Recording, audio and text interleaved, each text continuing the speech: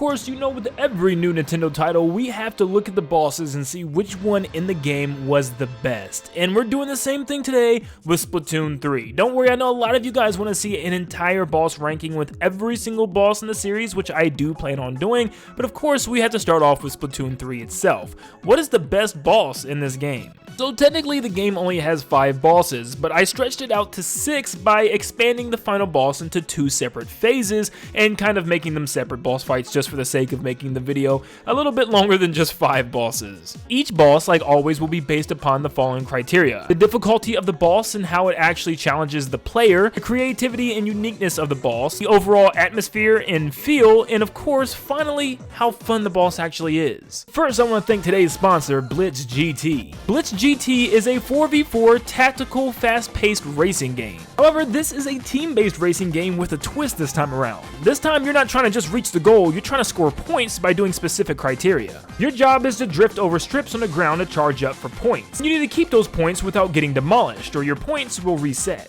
There's a lot that goes into it, including the car you choose in the garage, and also the character you choose that's driving the car. There'll be tons of perks and items to heal your team and also to attack your opponents. If you're ready to jump into Blitz GT, make sure you do so by clicking on the link in my description down below to join the official Blitz GT Discord.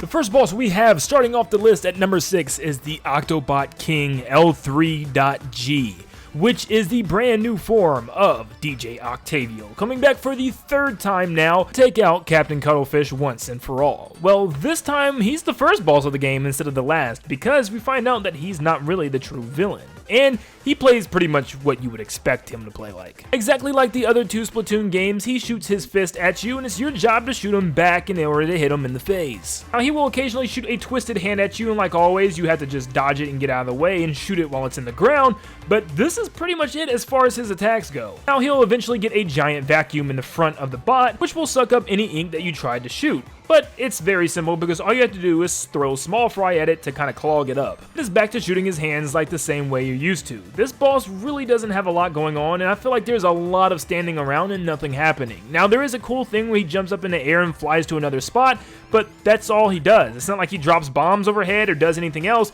he just repositions himself, which is pretty weird and it's very time consuming, and I feel like it just exceeds the boss limit way too long because there's nothing else happening in this time. You're sitting, waiting for him to throw a hand. Now he does eventually get a new hand attack where he kind of just slams his palm on the ground and it causes a shock wave across the floor, which you have to jump over, which can be pretty cool, but once again it's just kind of shooting his hand and then shooting it right back at him. It's not that big of a difference. So without the great Zapfish, DJ Octavio is definitely kind of weak this time around.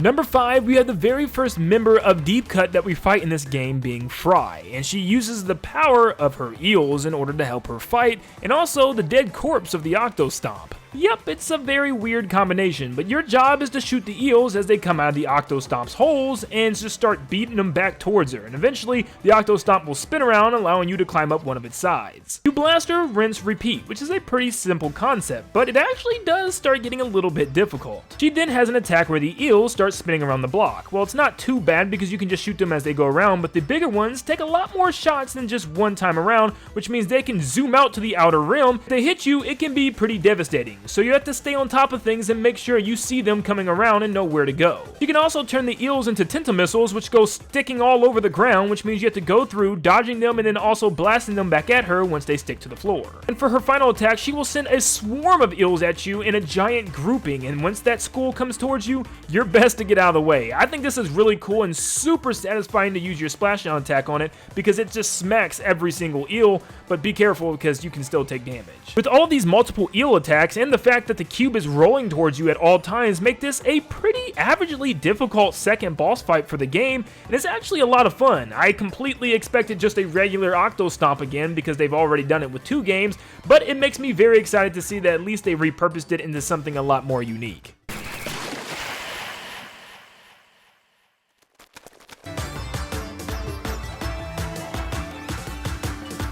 Yep, so far we are pretty much going in order right now, because number 4 is Shiver, the second member of the deep cut that we fight. And she is a lot of fun because she uses her Master Megalodon, which is a giant shark, and she rides it like it's some type of motorcycle, which is really cool. Now you can shoot the thing as it swims around, which takes a lot that way, but it is possible to beat the boss relatively fast if you take that route. One of its attacks is very reminiscent of the Mauls from Salmon Run, where it will try to eat you from underneath the stage, which you can either throw Little Buddy or one of your splat bombs into and then blast it into oblivion. Next up, Master Mega gets on a giant ink tornado and spawns 3 of them around the stage, which can make this very tricky. You shoot a giant massive laser at you across the stage, where you'll have to throw small Frye into the shark's mouth once again, bringing him to the middle of the stage. Now he will pretty much rinse and repeat these steps, and it's not anything too crazy, but I found this to be a very fun boss fight and a very unique one. For one, we have never seen sharks within Splatoon, so this is something really cool to me. I love the blue ink everywhere, and it kind of just felt like the shark was swimming in water the entire time, and I don't know, it felt like a real battle against a giant Megalodon shark. I love this.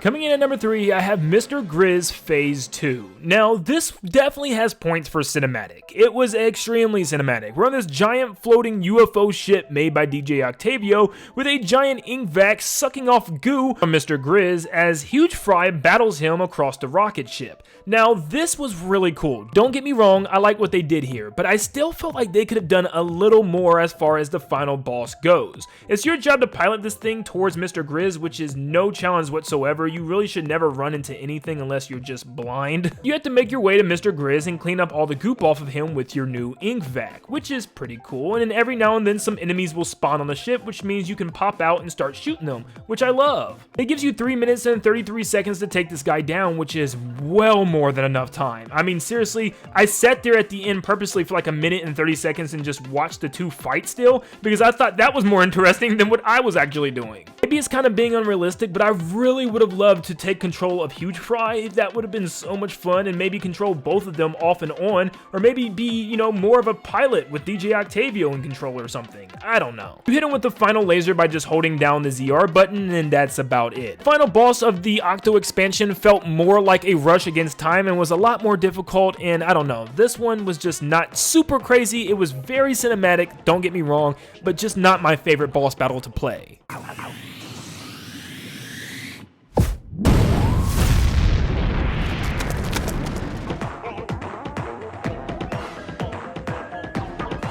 Am I a tiny bit biased because this references Mario Sunshine? Yes. Am I ashamed by it? No, not at all. Big Man's boss fight was so much fun to me, and of course, like I just said, it definitely does reference the boss fight from Super Mario Sunshine, Phantom Manta. I would say it's almost more than a reference because it actually is literally the same boss fight, but now with your Inkling and with some new controls and stuff, and it has more attacks than just kind of trying to swim towards you. I love this because this was one of my favorite boss fights within Mario series in general. So you can imagine how much of a joy this was to see this in Splatoon 3. Now obviously you don't have a giant island to run around this time like you did in Mario Sunshine, but instead this little circular stage, but it plays the same way. Your job is to break down Big Man with all his different phantom copies, and your job is to find the real one by breaking down even the smallest versions of himself. During this, he will also chuck things out at you, and most of the things he chucks at you are either specials or subs from the game. Now, there's not anything crazy to it. Each round he just gets bigger, which means you have to duplicate him into more and more copies. That's just what makes it so much harder, is that there's so many copies by the third round. Literally everywhere you stand and everywhere you go, there's going to be Phantom Mantas underneath you. By that third round, there will be so many things flying your way and shooting out of the ink, you will have nowhere to go but off the platform. Not only was this just a really cool reference to an old Mario game, but this was such a hectic, chaos-filled, sit at the edge of your seat boss battle that I loved. It was so much fun just shooting these little guys and just kind of slowly chipping them away. Just watch the stage get quickly filled of Big Man's ink and then realize you have nowhere to go. Most of the bosses that we've had to fight in Splatoon have been big creatures that we've had to climb up to and take down. This time it was like fighting a piece of paper that just kept breaking into many different pieces, and it just was so much fun to me.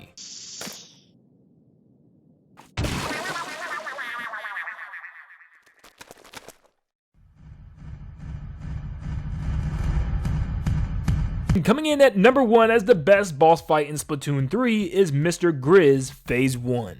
I just loved everything about the atmosphere and the way you fought this guy. For instance, you're literally just trying to get to the end of the rocket and dodge all the goop that's in your way. Enemies spawn as well, and some of them can be very difficult to take down, as you're also trying to dodge all the attacks from Mr. Grizz himself, which, let me remind you, all of his attacks are a little bit of a combination from many different bosses that we fought in the past. He even uses specials that are in the game's multiplayer. Your job is to collect golden eggs in each section in order to power up small Frye to eat the fuzzy goop that blocks each section from you and Mr. Grizz. Once you're up close enough, you have to shoot off this little scab barrier on his ooze and use small Frye to eventually suck up that portion, which is very gross if you think about it. He'll just keep going further and further back on the rocket, making you travel a further distance. He'll even start an attack where he will curl up into a ball and roll across the rocket, actually spinning it in space, which is extremely cool because you have to make your way around the rocket by inking and swimming up, and also dodging all the fuzzy ooze that's already on the rocket like a little maze, which is an incredibly cool concept. Shoot, he'll even have an attack where he brings out the old school killer whale where he'll just sit down and just kind of yell at you, which is so cool.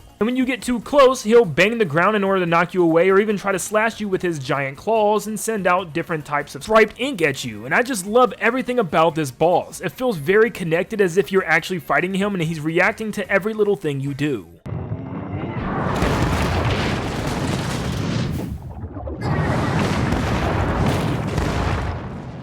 And that is my list for the top 6 boss battles within Splatoon 3. Let me know in the comments down below what you guys think about this list and what would be your list. What is your favorite boss, and tell me why in the comments down below. And of course, the next boss video is going to be a huge ranking of all of the bosses throughout the Splatoon series. So that one's going to take a little bit, so hang with me, we'll get to that shortly. But thank you so much everybody for tuning in. If you liked the video, leave a like and subscribe to stay up to date on all things Splatoon and all things Nintendo, and I will see you all on the next one. See ya, guys.